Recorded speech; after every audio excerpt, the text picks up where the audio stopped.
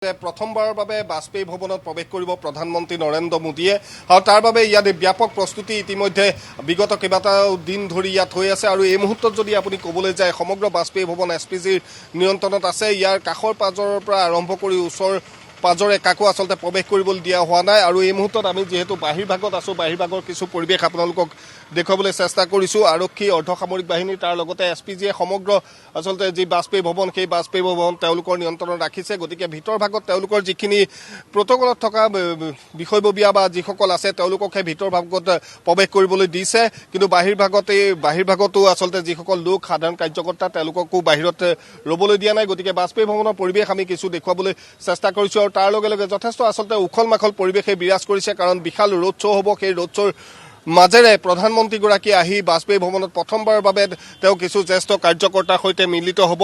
গতিকে বিভিন্নজন আছে, আমি তেওঁলোকৰ সৈতেও কিছু কথা পাতিবলৈ চেষ্টা কৰিম। বা যিহেতু প্ৰধানমন্ত্ৰীগৰাকী প্ৰথমবাৰলৈ আহি ইয়াত উপস্থিত হ'ব, বিজেপিৰ কিছু নেতাকৰ্মীক আমি ইয়াত দেখিছোঁ, তেওঁলোকৰ সৈতেও আমি কথা পাতিবলৈ চেষ্টা কৰিছোঁ। ৰাজ্যিক সভাপতি দিলীপ শইকীয়াক আমি দেখিছোঁ, দিলীপ শইকীয়াই এই মুহূৰ্তত ভিতৰ ভাগত প্ৰৱেশ কৰিছে আৰু তাৰ লগে লগে যিহেতু বিভিন্নজন আছে আমি সকলোৰে লগত কথা পাতিবলৈ চেষ্টা কৰিম।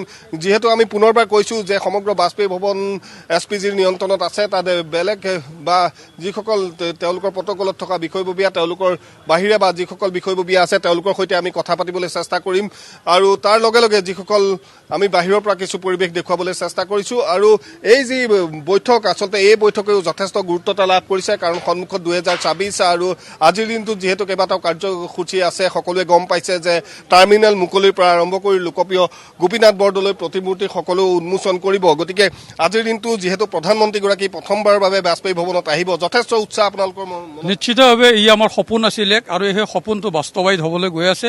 আজি মোদী ডাঙৰীয়াৰ লগত বাজপেয়ী ভৱনত প্ৰথমবাৰৰ বাবে আমি মুখামুখি হ'ব পাৰিম আৰু সেই সৌভাগ্য আমাৰ যে হৈছে আজি, তাৰ কাৰণে আমি সঁচাকৈ আমি সকলো কাৰ্যকৰ্তাই আনন্দিত হৈছোঁ আৰু এই মত বিনিময়ে আমাৰ এক আশা ৰেঙনি দেখুৱাব আৰু আমি তেখেতসকলৈ আমি আজি অসমবাসীয়ে যথেষ্ট আশাবাদী আৰু নিশ্চিতভাৱে আজি যি উদ্দেশ্যত তেওঁলোকে আহিব অসমত প্ৰৱেশ কৰিছে সেই উদ্দেশ্য তেওঁৰ সফল হ'ব আৰু অসমবাসীও তেওঁৰ পৰা বিশেষ উপহাৰ পাব বুলি মই আশাবাদী। যিহেতু কেইবাটাও প্ৰকল্প মুকলি কৰিব, গুৱাহাটী টাৰ্মিনেলৰ পৰা আৰম্ভ কৰি লোকপ্ৰিয় গোপীনাথ বৰদলৈ প্ৰতিমূৰ্তি, তাৰ পৰা নামৰূপৰ সাৰ কাৰখানাৰ চতুৰ্থ গোটলৈকে।